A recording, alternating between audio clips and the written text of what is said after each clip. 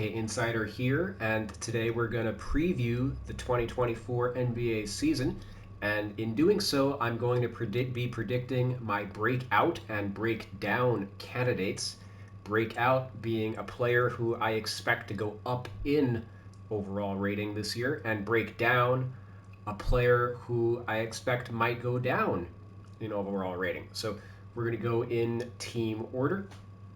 And breakout candidate for the 76ers, Tyrese Maxey. I think this one is pretty obvious, as James Harden probably isn't going to suit up for the 76ers, at least not right away.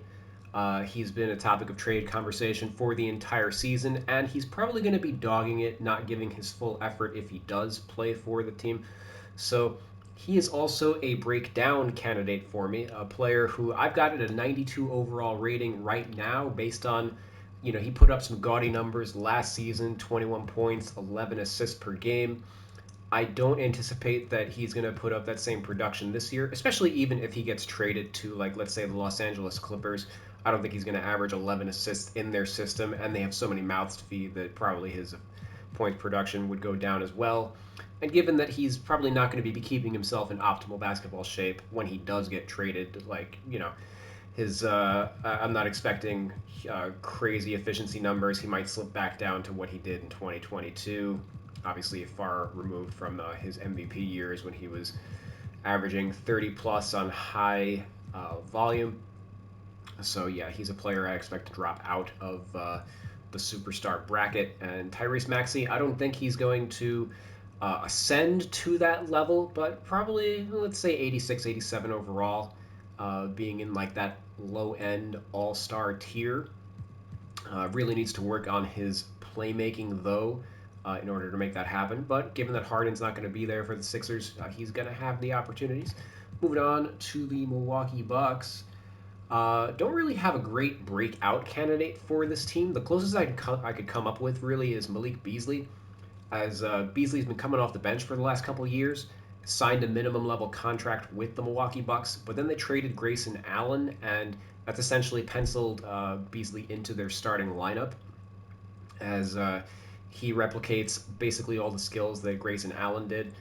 Needs to focus on his defense. That's been a drawback of his the last few years, and one of the reasons why he's slipped so much as a play in his stature in the league, taking on a minimum level contract when he was probably expecting to make like $10 million a year or something like that. Otherwise, like Marjan Beauchamp, he's going to have a big role in the rotation and could end up making the starting shooting guard role based on his defensive prowess. He could end up earning it. Also, he might be in line for more playing time because my breakdown candidate for this team is Chris Middleton. Middleton's coming off of a season of very injury plagued, and then he had knee surgery during the offseason as well. He's still a big part of the Milwaukee Bucks, but he's no longer the second option on this team, having brought in Dame Lillard in the offseason. So in general, I expect his rating to go down as he has a lower usage rate and things like that. Won't be creating his shot as much as he traditionally used to. I would anticipate him dropping down to like the 83 to 85 overall range. So I've got him as a breakdown candidate, and Malik Beasley's I'll probably have him at like a 78, maybe 79, maybe 80, depending on how real his defensive focus is. Let's go on to Chicago. Breakout candidate for this team, Kobe White, who is the starting point guard this year after coming off the bench for a couple seasons. And Torrey Craig is kind of a sleeper. He's also been coming off the bench a couple years. At age 32, I wouldn't really be calling him a breakout candidate, as we kind of know what he is at this point. But the Bulls have been really disappointed by Patrick Williams. Williams only 22, former fourth overall pick, but I'm not considering him a breakout candidate because he just hasn't really progressed very much. So Craig, I'm projecting to be the guy who goes up in rating based on his role with the team. And breakdown candidate, unfortunately, I want to say DeMar DeRozan, as he is 34 years old. He's going to be a topic of trade conversation, I think, as he's in extension talks. But does he really make sense on this team long term? when the Bulls picked him up on kind of a bargain contract, they more or less penciled themselves into mediocrity because, he's not a good 3 point shooter. He's not a good defender. So he was never really, the pairing of DeRozan and Levine was never really going to work out. And then bringing Nikola Vucevic into the fold kind of, cemented them as like a perennial 10th to 8th seed contender. So I think this is probably the year that DeRozan ends up getting traded, I think, to a contender, maybe at the deadline. I would actually be disappointed if they did extend him and it's just time to move on, I think. But yeah, I would project him maybe dropping down to like an 88 overall this season, still in like that all-star tier, but without any 3 point prowess, it's going to be difficult for him to continue maintaining this rating. And also, if Kobe White takes off as a point guard, DeRozan's basically been the primary initiator for the Chicago Bulls the last couple of years. So, especially in the absence of Lonzo Ball, so Kobe White taking away a little bit of those playmaking responsibilities, I think, would inevitably drop DeRozan's rating down just a tick. Going over to the Cavs, don't really have a well, I guess actually, Evan Mobley is the breakout candidate for this team. Uh, Only 22 years old, entering his third NBA season. Defensive Player of the Year candidate. Um, I would. It's tough for me to project him as Defensive Player of the Year as long as Jaren Jackson Jr. exists, as Jaren Jackson Jr. is such a he's going to put up the block numbers that Mobley, for the most part, so far hasn't. But if Jarrett Allen slips at all, which I don't anticipate, he's only 25, but he is dealing with an injury to start the season. Mobley just needs to get his defensive stats up a little bit to get really viewed in the voters' eyes, I think, for that type of award.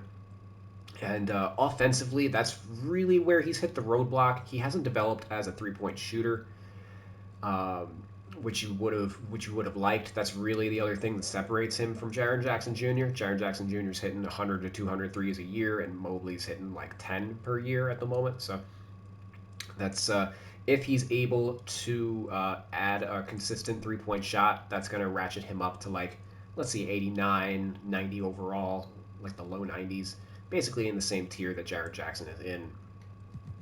And yeah, I don't really have a breakdown candidate for this team. Like technically Ricky Rubio, but because he's out with his personal issues, and he's 32 years old. Ty Jerome is going to be playing to start the season, so I can see Rubio maybe retiring after this year, to be honest. But we'll see. Boston Celtics don't really have a breakout candidate for this team, as everybody's pretty much in the prime of their career. I don't anticipate like Tatum's going to take another step. These guys kind of are who they are. So the only, and you could make. You could project some of the backups maybe. Like the closest thing to a breakout candidate I would say on this team is Peyton Pritchard, who 2K's got very underrated at 73 overall, but he basically didn't play very much last season with the addition of Malcolm Brogdon. And given that he's a part of the team for the long haul, he did get an extension. I expect that he is going to be one of their more important backups this season. He is, what is this, the seventh highest rated player on the team. But the breakdown candidate that I have for this team is Al Horford, and just mostly because he's 37 years old. He hit something like 44%, I think, from 3 point range last season, 42 to 44%. That's, will that be sustainable? We'll see. And I think Porzingis is going to be playing over him. They're going to try to maintain Horford for the playoffs and try to limit his minutes a little bit. So that'll probably hinder his production as well. He's mostly been a starter in his career, I think only coming off the bench something like 6 to 10 times in his career. So, coming off the bench may lead to a drop in his efficiency and production as well. The Clippers, they have a lot of breakdown candidates just because they're a veteran team. Kawhi, Paul George, they've had their injury issues. Kawhi's 32, had surgery this past offseason.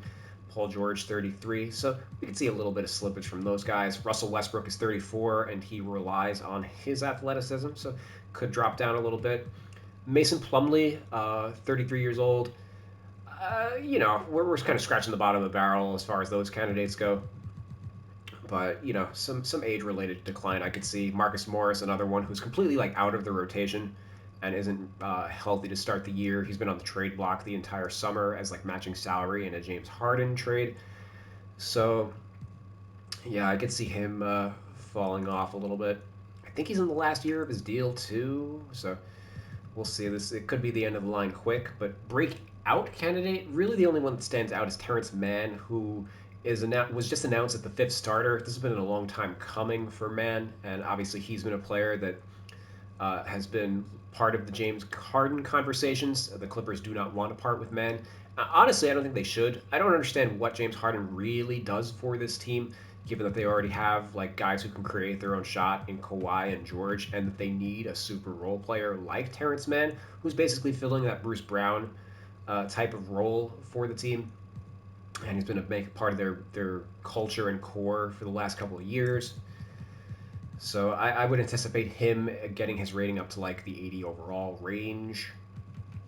Bones Highland kind of ended last year on a down note. Got traded from Denver, who won the title without him, and then joined the Clippers, where he was mostly out of the rotation. But during preseason, he's been Westbrook's backup, and any slippage for Westbrook is going to lead to an increased role for Bones. Going over to the Grizzlies, who we talked about a little bit with Evan Mobley.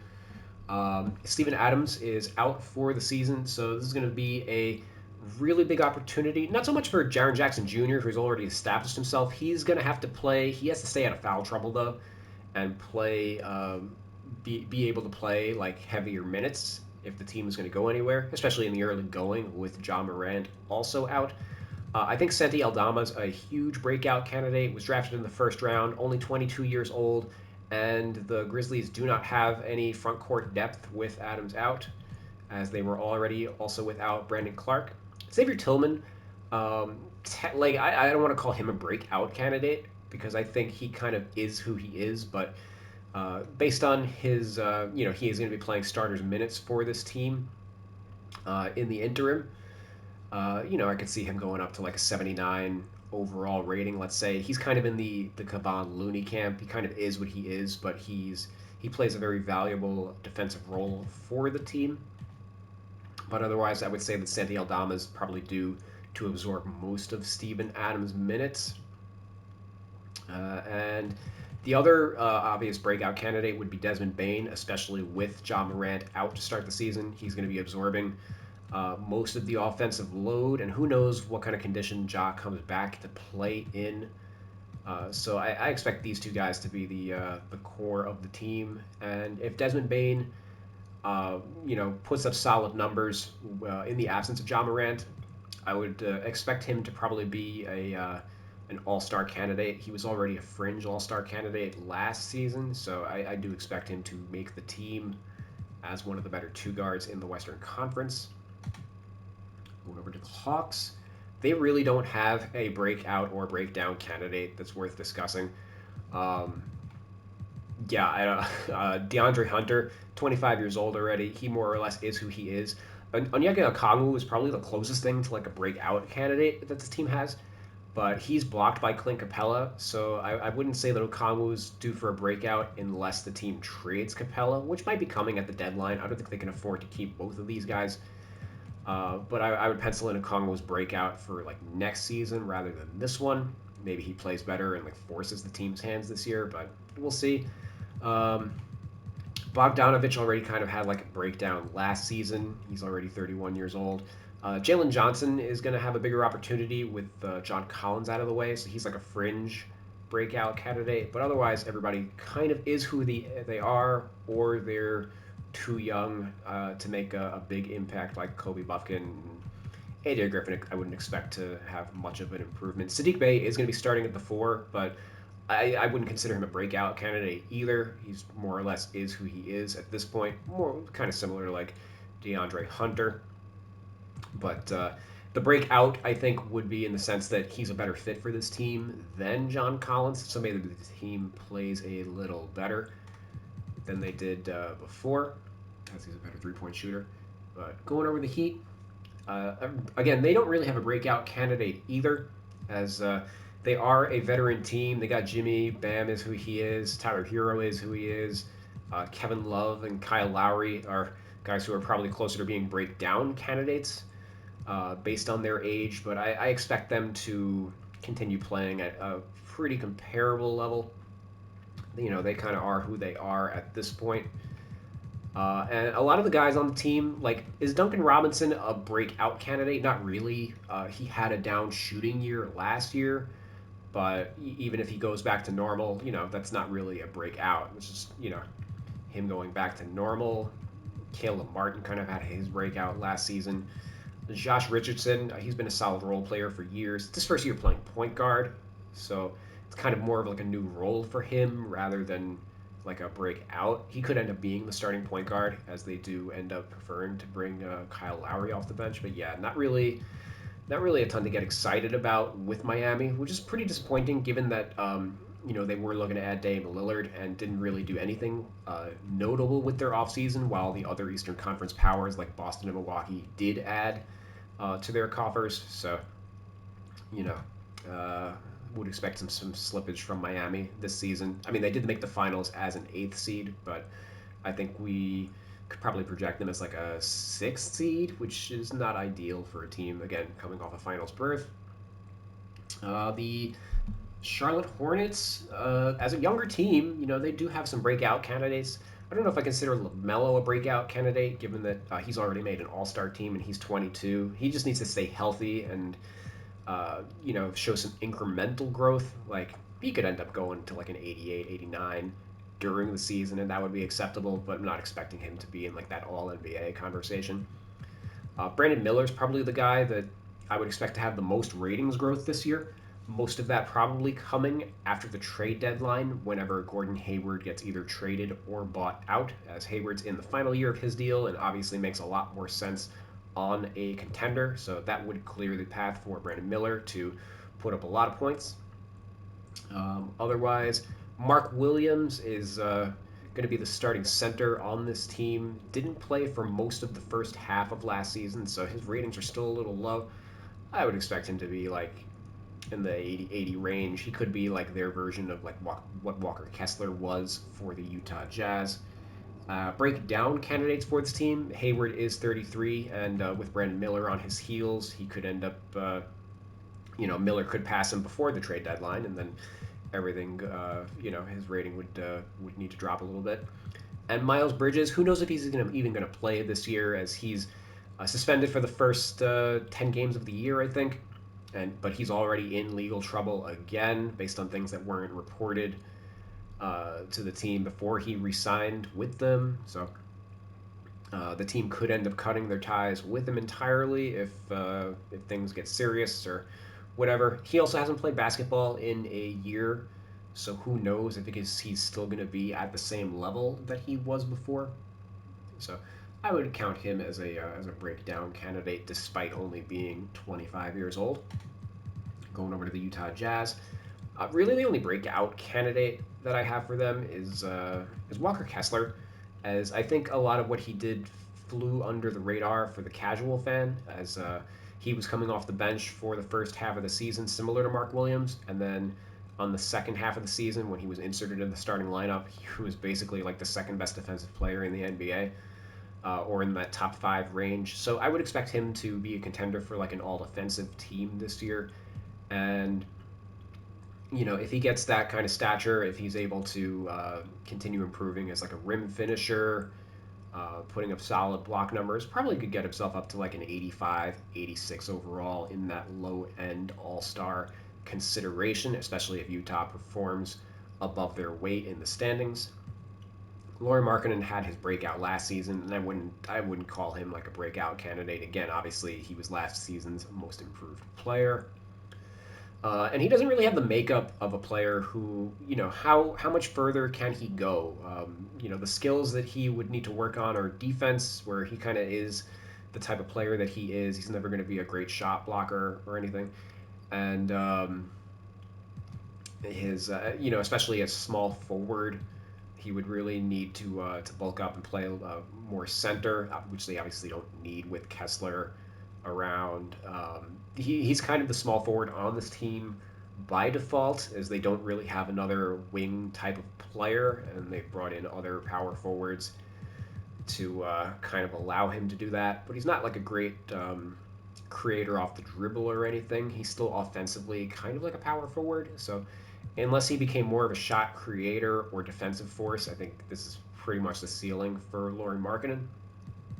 Taylor Horton Tucker, he's going to get minutes this year, but he kind of is what he is. Not a great 3-point shooter, and that's more or less what he would need to improve upon in order to get his rating into like the 80 overall range.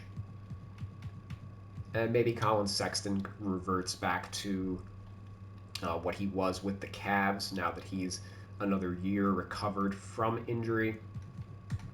Actually, Chris Dunn is a sleeper, as he's been out of the league for a couple years, but could end up being the starting point guard of this team. So if that happens, I would expect him to jump up a lot to like an 80 overall or something. Going over the Sacramento Kings. The breakout candidate for them is Keegan Murray.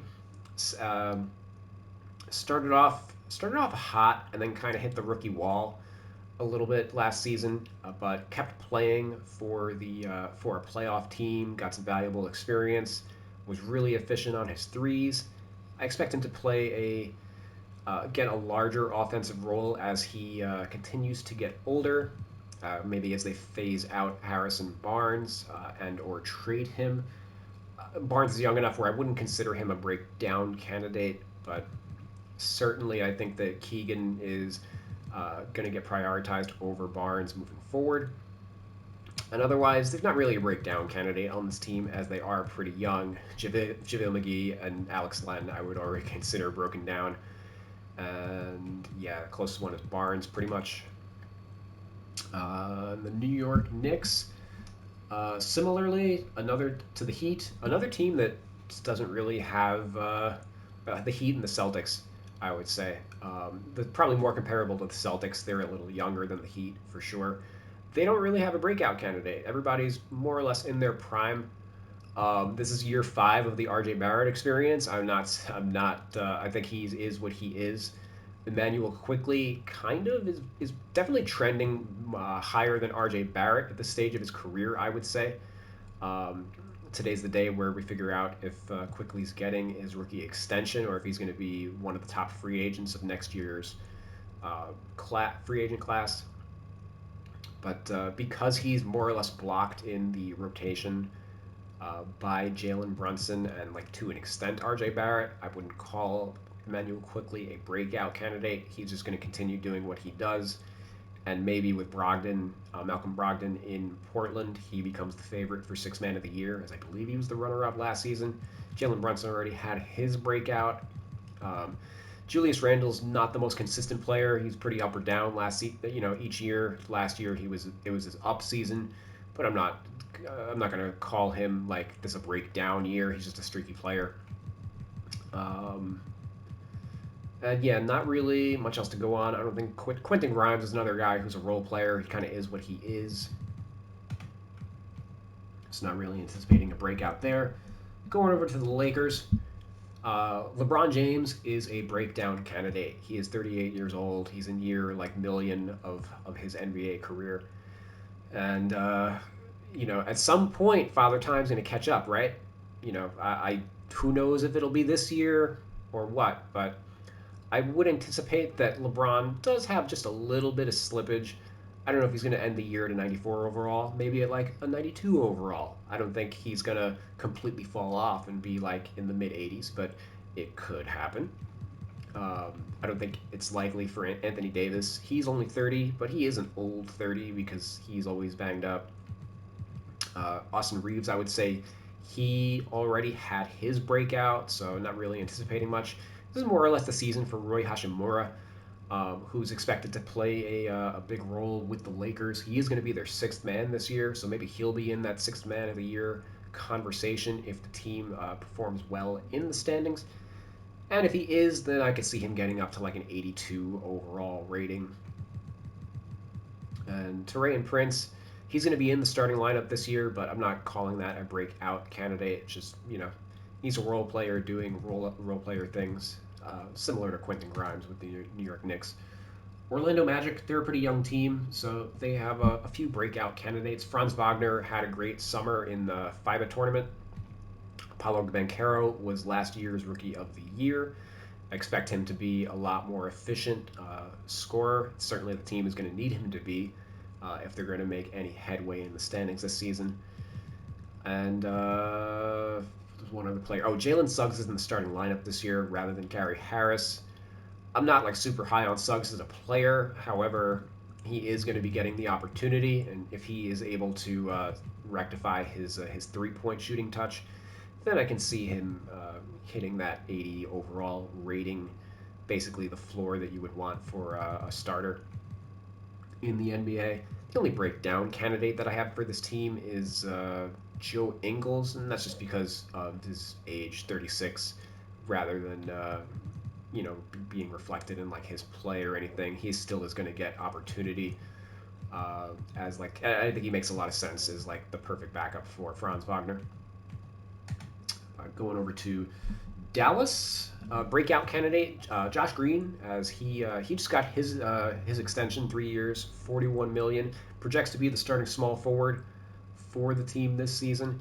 And the other breakout candidate would be the Grant Williams, who has been coming off the bench for the Boston Celtics the last few years. He's going to be in the starting lineup. So between the two of these guys, if being in the starters helps their offensive production, then realistically, they should be in like the 79 to 80 overall range. I wouldn't expect not really anybody on this team I would consider a breakdown candidate. Like Rashawn Holmes is already broken down. Maxi Kleber slipped last season. Everybody else, for the most part, is pretty young. Kind of ditto for Tim Hardaway Jr. He slipped last season. And same with Dwight Powell. Yeah.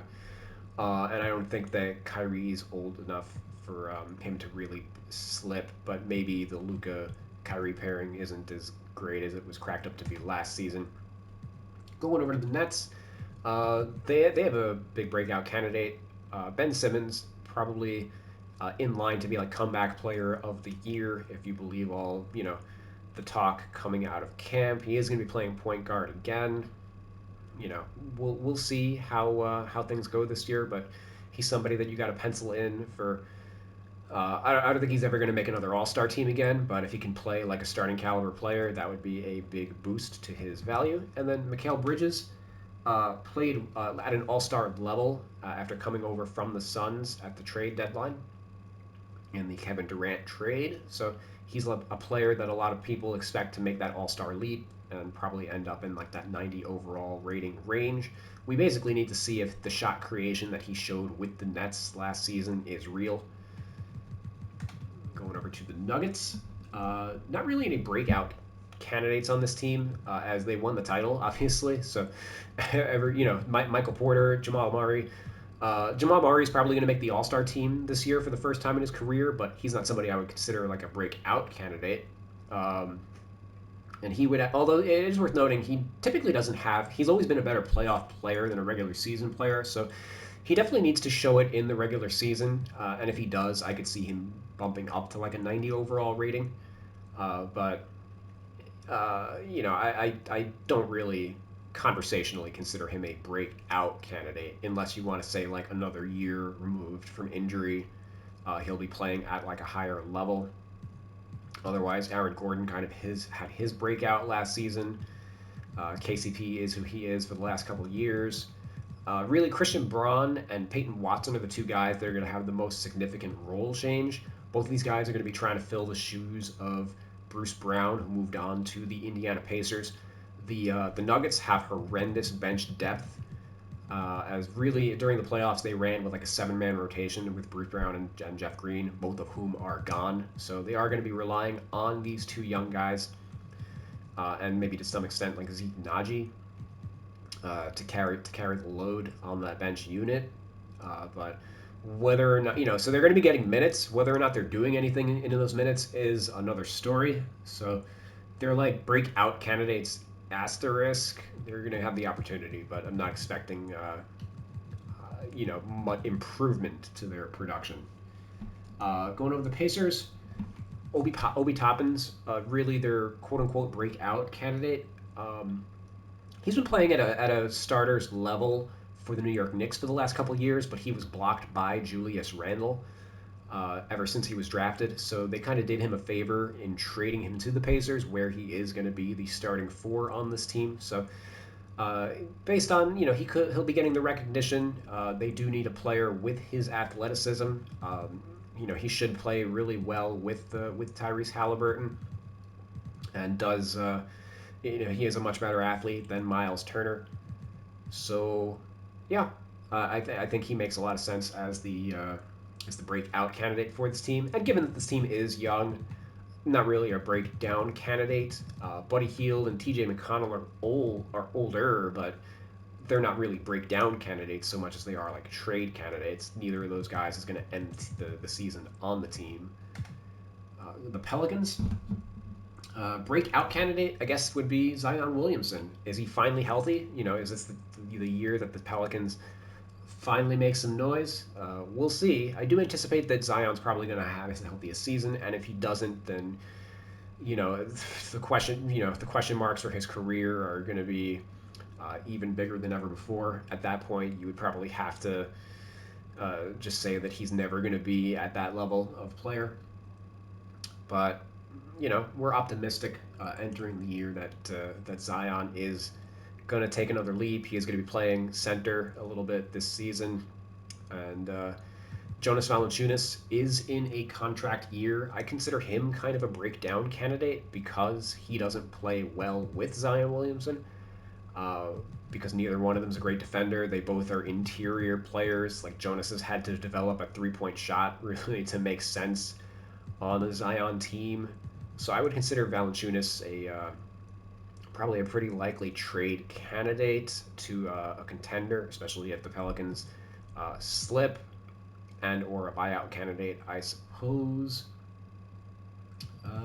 Yeah, they like Trey Murphy. I wouldn't consider him a breakout candidate. He is young and very important to their team, but he is hurt to start the year, so he's probably going to be a little rusty once he starts the season. Herb Jones and Jose Alvarado, they kind of are what they are as role players. Um, ditto for like Brandon Ingram. He's already taken his leap. CJ McCollum could slip a little bit, but not so much that I wouldn't consider him really a breakdown candidate. Oh, and Dyson Daniels actually is probably worth talking about a little bit, and maybe to an extent Jordan Hawkins, as these are guys that are going to get minutes in the absence of Trey Murphy. So, but we're talking like 77 overall. Not a uh, leap. Huge leap though, maybe for Cade Cunningham, the former number 1 overall pick, as he's finally healthy and ready to, I think, take a leap this season. A lot of people are penciling it in for him. He could be a contender for the All Star team. So maybe 90 overall by the end of the year, 89, 90. That's kind of where I would optimistically peg him towards the end of the year.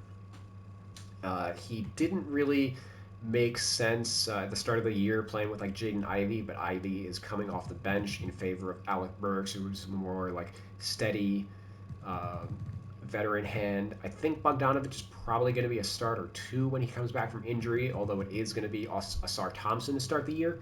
And given that Asar Thompson has been starting the entire preseason, he's been impressing. He's probably the best defensive player on this team. And again, is starting out of the gate with Bogdanovich sidelined. I would consider Asar Thompson a pretty big breakout candidate as well, especially since Bogey is a big trade candidate. I doubt he ends the season on the team, and that similar to Brandon Miller in Charlotte, I could see Asar being the starter on the back half of the season. And at that point, we're probably looking at like an 80 to 82 overall player, a player that would be contending for Rookie of the Year in any non-Wemby year. Toronto, and I don't think they have any breakdown candidate aside from Bogdanovich. who A, he's 34 years old, but B, he played an expanded offensive role with Cade Cunningham sidelined. So even though it's kind of similar to like Chris Middleton, how Chris Middleton, I have it in 88 overall, and he's probably going to drop down to like 83 to 85 because the team added Dame Lillard. Well, the team adding Cade Cunningham, I think, is also essentially going to drop Bogdanovich back down to like the 82 that he would have had probably in the 2022 season, in that 82 to 83 overall range. Going over to Toronto, breakout candidate, I guess would have to be Scotty Barnes again, the former Rookie of the Year. Um, was the fourth overall pick 2 years ago, and a lot of people expected him to take a leap last season, and it did not happen.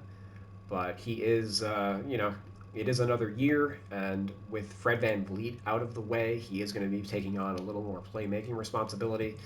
Is this going to be the year that OG Anunoby and Pascal Siakam get traded? Who knows the way Masai's been running things, but obviously if either of these guys got traded, well, Scotty Barnes then becomes the best player on the team, so that would lead to an expanded role for him, and probably would end the season at like a 84 to 85 overall rating if everything goes right. Not really any breakdown candidates for this team, as they're all, for the most part, in their primes. Not expecting a breakdown for like Schroeder or Siakam. Maybe a little slippage for Siakam, like down to like an 87 to 88, if Barnes improves and ends up taking some of Siakam's touches a little bit. Going over to the Rockets, mostly breakout candidates, obviously, as they are one of the youngest teams, if not the youngest team in the NBA. I would not consider Jalen Green a breakout candidate, though, despite being a former number 2 overall pick and only 21 years old. Like, he kind of is, but he isn't. If he shows, he's already averaging 22 points a game. He's already putting together the volume scoring numbers. He needs to shoot it a lot better. He needs to improve upon his playmaking. And he needs to improve upon his defense. Obviously, the team was more or less a train wreck the last few years. They are going to be more of a professional team moving forward. Whether or not that leads to any improvement in Jalen Green's offensive numbers or not, kind of remains to be seen. Because I would anticipate that Fred VanVleet is going to be the guy having like a bounce back season with this team. Made the All Star team 2 years ago and then slipped a little bit last season. So if the team is going to make any noise, they do need a better season from VanVleet. And given that he is pretty much the best player on this team, I would anticipate that his rating would go up a few points just because of that. I have not edited his rating, by the way. This is my roster rather than the 2K Sports roster. So I would project him, once I do his player rating, he's probably going to end up in like an 86 overall. And then if he plays at like an all-star level, he'd end up at like an 87 to 88. So he's like a light breakout candidate. Alperen Sengun kind of had his breakout last season. He technically is a breakout candidate because he's only 21 years old, but I don't know if he has another tier in him. Obviously, if he does, then the Rockets are going to be a lot better than most people are projecting them. I think a lot of people like Amen Thompson, but he's kind of blocked at the moment by VanVleet and Green, and to an extent, Dillon Brooks as well. Otherwise, who am I forgetting? Yes, Jabari Smith Jr., last season's number 3 overall pick. He had a dreadful rookie season. The first few months, he was probably one of the worst rookies in the NBA, but then was a lot better in the second half. I expect that to continue in his sophomore season. Probably one of the sleeper candidates for most improved player. And if everything breaks right, I can see him ending the year at like a 80, anywhere from like an 82 to an 84 overall, on like the precipice of being like an all-star caliber player. And certainly the Rockets are hoping for that type of leap. They would want their former number 3 overall pick to be one of their top 3 guys on their team, I would say. San Antonio Spurs. Can we really call Victor a breakout candidate? I've already got him at an 87 overall. I think whereas 2K's got him at 84. He's going to be in the All-Star conversation this year. There's no doubt about that. He might make the team. He might end up making the team just from like the fan voting or whatever. But He's the sky's the limit for him. It really comes down to how polished he is offensively, how good his mid range scoring is. I don't know if he makes the All Star team in his first season, but I kind of anticipate his rookie season being a little comparable to like rookie Kevin Durant in terms of his scoring level, and then obviously at 7'3", playing like the 4 and 5, he's going to be a much more impactful defensive player than Kevin Durant was as a rookie. So that's more or less where I've got Victor. Could end up being like a 90 overall rating by the end of the year. In that low level superstar conversation. Aside from that, Devin Vassell, he had an injury plagued year last season. He's a player that like I don't think the casual fan really knows who he is, but he as like there's a lot of like top 100 lists where he doesn't even like make the cut, or top 75. I think I saw one list where he didn't really make the cut. He's like exactly what you want from like your prototypical shooting guard in today's NBA, solid 3 and D guy, and the Spurs are going to be better defensively. So I could see him being in like the 84 overall range by the end of the year. Certainly, I would consider him like their second best player rather than Keldon Johnson. And no real breakdown candidates as this is a young team. I think that Doug McDermott's probably going to end the season on another team, and he kind of is what he is. Phoenix Suns, like in the same conversation, like breakdown candidate, closest thing would be like Kevin Durant, just because he is 35. But I think Durant's issues are going to be more health related rather than like skill decline related. We'll see if he's able to stay healthy for an 82 game season. Otherwise, I wouldn't expect his rating itself to drop very much. Bradley Beal, like his production's probably going to go down, given that he's not going to be the number one option on this team. But that's not really a breakdown candidate, just a different role for him. And the closest thing I would say to like a breakout candidate for this team, which is a pretty veteranish team, would be Josh Okogie, as he was a starter in the back half of last season. He's pretty much the closest thing they have to like a true 3 and D player on this team. The whether or not his three ball is consistent is going to be the determining factor in whether or not he's really a true breakout. I'm not getting sucked into the bull hype, uh, but yeah.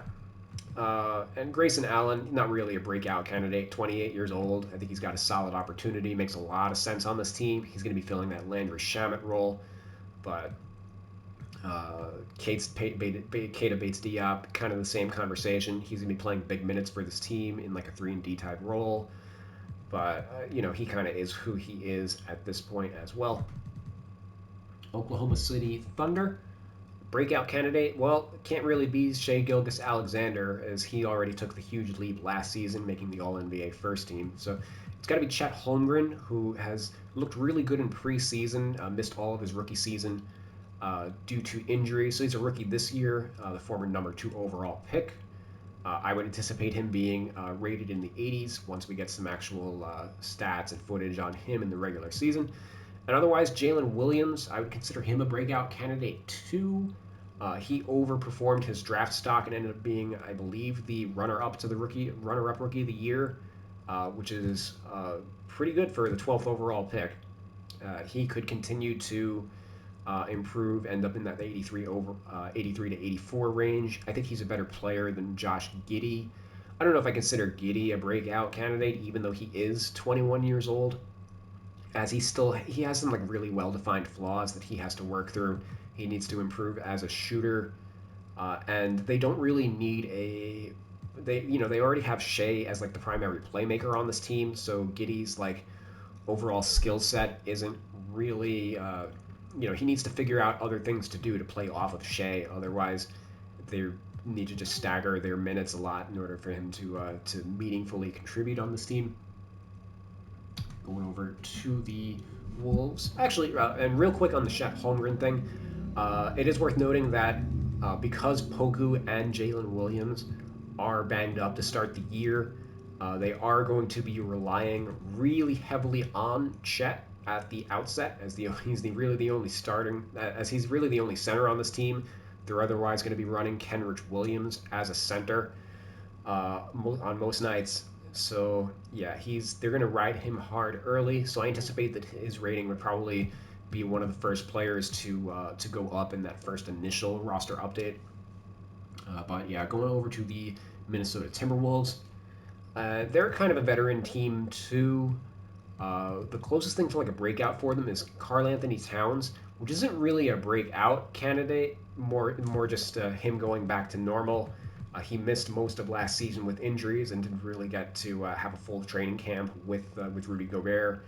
But he's looked really good this preseason, so I expect a return to his previous production this coming season, which would be good for the Wolves because they would like to make some headway in the standings.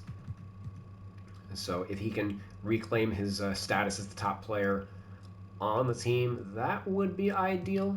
Anthony Edwards, kind of like a low-level breakout candidate as well. He's already in that all-star conversation, but he showed improvement as a defensive player in the FIBA tournament. If he can just boost himself up to like a 90 overall, he would end up being like a perennial all-star, I think, in the Western Conference. And as far as breakdown candidates, I guess technically Mike Conley in the same conversation as like Kyle Lowry, just because these guys are old, they might see a little bit of slippage, but they also, similarly to the Heat with Kyle Lowry, they don't really have much in the way of alternatives. As the only other backup on this team is Shake Milton, and he's not really an ideal backcourt mate, I would say, with Anthony Edwards. He's definitely a guy that you want to cook off the bench. Not really going to add much to any lineups with Ant and Cat, for example. So, low-level breakdown candidate. Otherwise, Nickeil Alexander-Walker, he had a pretty good summer, had looked good in preseason. I guess he's a low-level breakout candidate as well. And the Blazers, we're almost done. Scoot Henderson, obviously number 3 overall pick, huge breakout candidate. I've already got him up to an 83 overall. 2K's got him at a 78. I've got 30 badges on him. They've got 4. I anticipate that he's going to be playing at the level of like your average starting point guard, and he's the best player. He's going to establish himself quickly as the best player on this team. He would be a Rookie of the Year candidate in any non-Wemby year. And he will be a Rookie of the Year candidate. He's going to be right there with Wemby, but I just mean like he would have been a lock to win Rookie of the Year in most years. I think what he's going to do this year, I would take over what like Paolo Banchero did last year, for example, certainly over what Evan Mobley and Scotty Barnes did 2 years ago, for example. Better than what Anthony Edwards did 4 or 5 years ago, whenever his rookie season was, going down the line, etc. Otherwise, Shaden Sharp is due for a big increase in minutes, especially with Dame gone. They are going to be looking for him. It's kind of awkward because he still is coming off the bench as the team, for whatever reason, is still playing Anthony Simons. But I do think that Scoot and Shaden Sharp are the future of the team. Certainly at 20 and 19, they match up in that same like age range where they're going to be the future of the Blazers for the next 10 years, most likely. Chris Murray, I would consider a breakout candidate. That's more contingent on the team trading Jeremy Grant. I don't think Jeremy Grant is going to finish the season on the team. He's going to put up his usual his numbers. You know, he's been averaging 20 points on bad teams for the last few years. Once he gets traded to a contender, that will probably cease to continue. But for the moment, he's going to get his numbers. And I would anticipate the same for Malcolm Brogdon. You know, these guys are vets. They're too good not to perform. Brogdon is one of the better clubhouse guys in the league. I believe he was a teammate of the year the 1 year that Drew Holiday didn't get it. Drew Holiday won 3 out of the last 4 years, and Malcolm Brogdon was number 2. So he's going to be a great locker room presence and teacher for Scoot Henderson until he gets traded at the deadline to a contender that needs him. But yeah, I wouldn't really consider him a breakdown candidate. Time Lord kind of is because he's now that he's no longer, they're going to be relying on him a little heavier than what Boston was really looking for him out of him. Boston had the depth to really, they didn't need Robert Williams because they had Al Horford. And the Blazers, they have DeAndre Ayton playing ahead of him, but because they're a young team and don't really have much else in terms of like organizational depth, they are going to rely on Time Lord. He's going to have to stay healthy, which he hasn't been able to do so far in his career. So just playing for a worse overall team, I think, might end up docking his overall rating a couple points and make him somewhat of a trade candidate. He's I don't know if I feel comfortable calling him a breakdown candidate. More so, just like his overall role. Like he lost stature in the league. I don't know if he's lost ability. It's more just he's not going to be playing for a contender. It's kind of difficult to phrase that effectively for like where I think his career is at the moment. Going to the Warriors, breakout candidates. They're a veteran. They're one of the oldest teams in the NBA. The closest thing we got is Jonathan Kuminga again and Moses Moody. The Warriors were hoping they were going to make the leap last season. Maybe they can make it in their third NBA seasons, but we'll see. I think Kuminga certainly is going to have a bigger role than Moody, but Moody is going to play like an important role. Breakdown candidates, pretty much the entire team. Uh, Steph Curry's 35, Chris Paul's 38. Question of whether or not he comes off the bench and how that affects his play level.